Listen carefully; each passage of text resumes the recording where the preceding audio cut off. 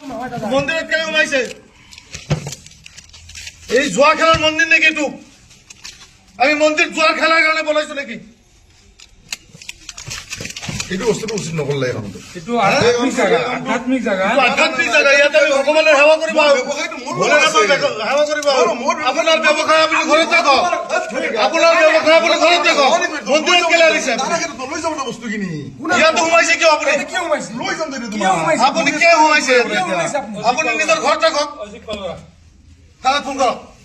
এইটো বেয়া কাম কৰিলা।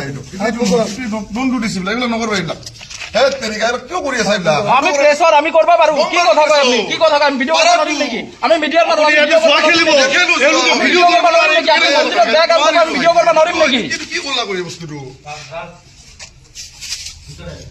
এইটো কি কৰলা এই বস্তুটো?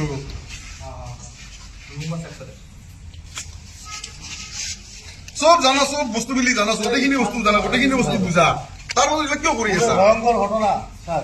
হেল্ল' ছাৰ, মানে ইয়াতে আপোনাৰ যিটো মন্দিৰ, এই ভীম মন্দিৰৰ ভিতৰত মানে জুৱা খেলা হয় মন্দিৰৰ ভিতৰত। আৰু ইয়াতে মানে পুৰা গেছ বস্তাই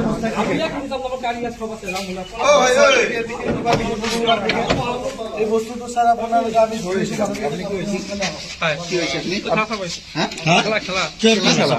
টিকেট বিক্ৰী কৰে, টিকেট বিক্ৰী কৰে। গোবিন্দ নাথ ঘৰ ক'ত?